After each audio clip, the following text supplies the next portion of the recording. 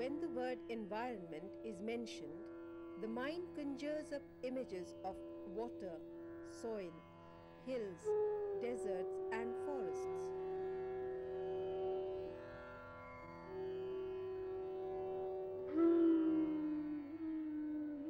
Are these the only constituents of the environment? No. The environment is made up of much more.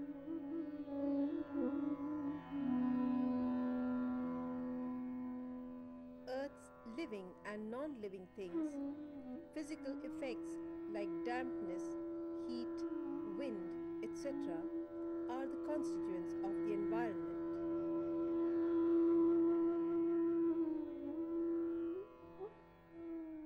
Interaction amongst these gives rise to the environment.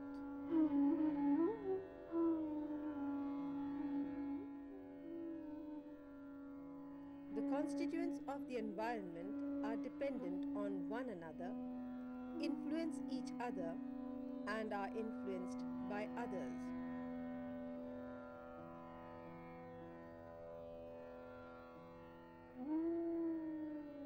A balanced environment, produced as a result of balanced interactions, generates and sustains life on Earth.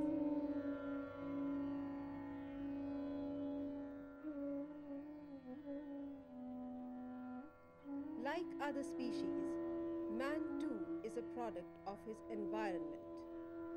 But amongst all living beings, only man has the exceptional ability to learn from past experience.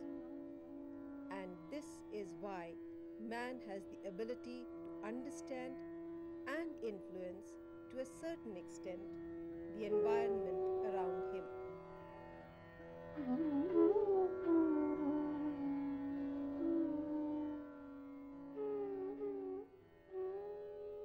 The collected wisdom of mankind, based on the principles involved in the balance of environment, is known as environment science.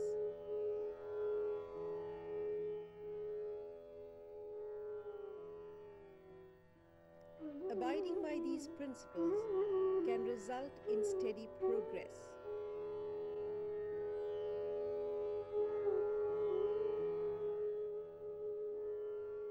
Ignorance of and failure in following these principles has been the reason for the extinction of incredible life forms like the dinosaurs.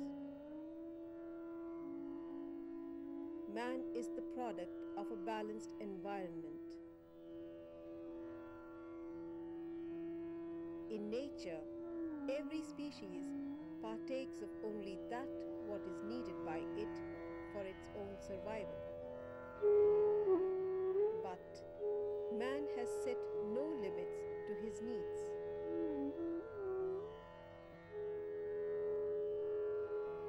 His endless demands will be his undoing.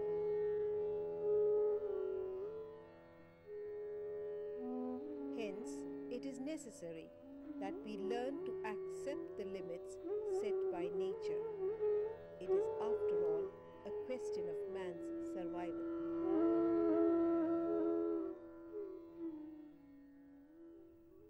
If we study the nature carefully, we will find that all organisms, including plants and animals, excluding human beings, they draw from the nature their needs according to their basic requirement. However, the human have the ability to draw more than its requirement. They are able to bite more than what they can chew. And in fact, this is impacting this planet adversely.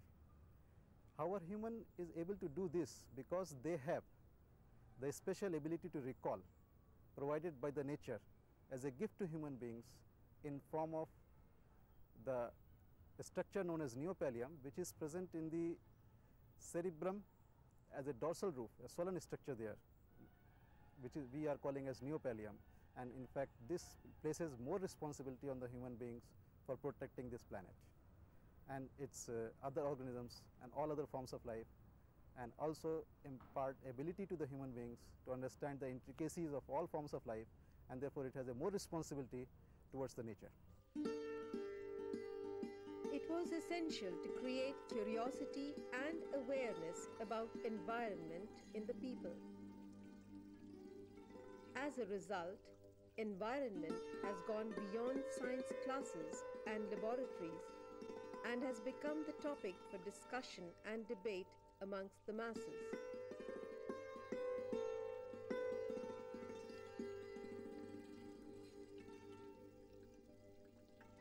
Man has been eager to understand nature and his environment right from ancient times.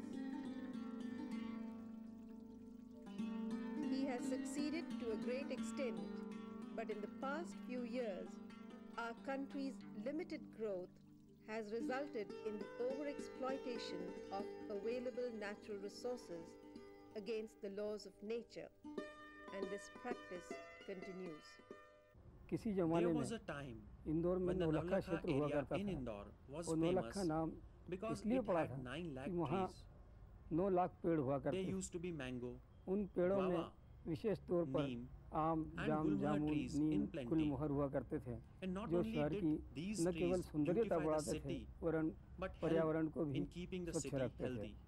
किंतु समय के अनुसार जो विकास की यात्रा शुरू हुई उसमें सड़कें बनी, कॉलोनियाँ बनी, बड़ी बड़ी इमारतें बनी और ये जो सीमेंट कंक्रीट के जंगल खड़े हुए, इसमें इन पेड़ों का जो ह्रास हुआ, जो कटाव जारी हुआ, उसको देखते हुए वर्तमान में तो ऐसा लगता है कि मुश्किल से 50,000 वृक्ष भी उस क्षेत्र में मौजूद होंगे।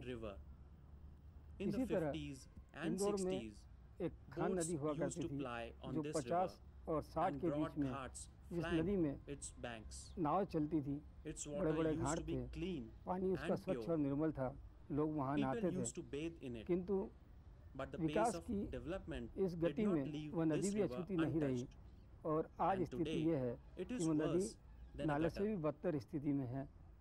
35-36 वर्ष पहले मैंने देखा कि गंगा के किनारे रहने वाले लोग गंगा का पानी पीने के लिए प्रयोग में लाया करते थे।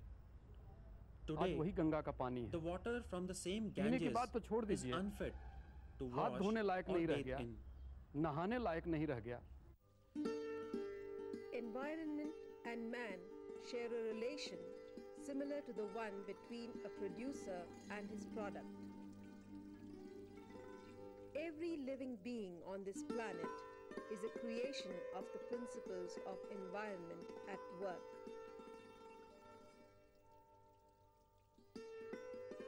Any loss occurring in this process is an indication of non-compliance to these principles.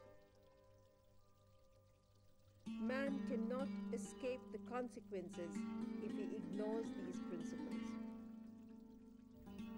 Common man may find it difficult to understand the relationship between the loss of a tiger, a lion in the forest with that of his own life.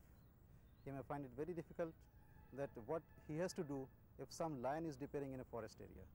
And we can understand it in a better way if we see what linkages it has got. For example, you take the lion or the tiger or any of the top carnivore, you will find that basically, apart from shelter, that is the forest cover that they require for their habitation, the basic requirement of all animals is their food. And we will find that this tiger, panther or any other carnivore is dependent for their food requirement on the presence of herbivores. Herbivores like this deer, cows, buffaloes, the wild animal which normally feed on grasses and the plants. And if we see that these herbivores like deer are all those animals which thrive on feeding grasses and plants are dependent for their survival on the availability of the green material in their surroundings or within their territory. And if we find that the number of this herbivore or deer is decreasing, we can attribute this to loss of green material from the planet. And if it's only indicating that if herbivorous animals are not present in large numbers, something is wrong basically with the availability of their food, that is the green material. And this would reduce the numbers of the herbivore animal or the deer. If number of deer will decline, automatically the top carnivore, which is the panther, lion or tiger, would also decline. Now we can understand it another way, and we see that how it is related to our life. We will see that if plants are not present, if plants are lost from this planet, then they will impact the life of human being also very seriously and adversely, and it will be difficult for human to survive, because these plants are the only source, only means of fixing the solar energy. These plants are only able to fix up solar energy and convert the solar energy into biological energy through conversion of carbon dioxide, water in the presence of sunlight.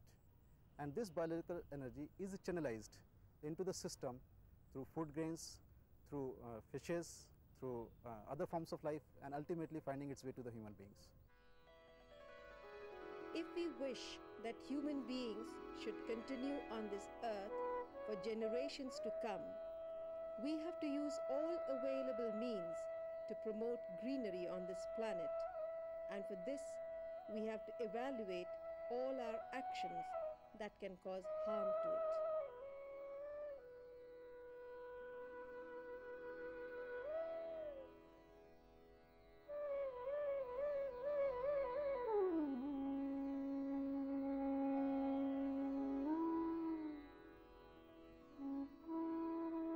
Our total development is dependent on the conservation of natural vegetation. This development means maximum production for maximum people and for the maximum length of time. To achieve this goal, it is essential to understand and observe the principles of environment.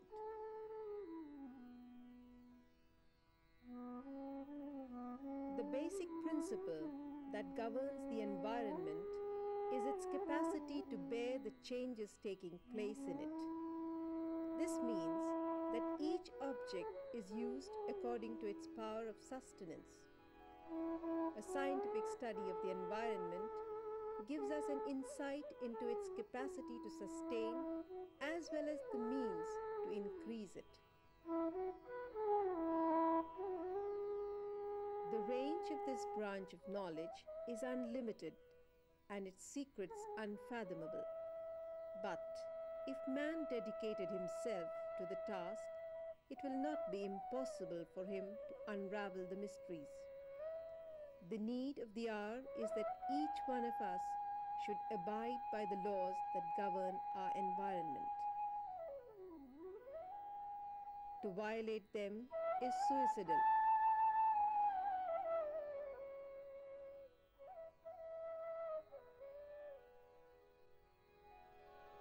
It is essential to educate people about the art of living according to the laws of nature.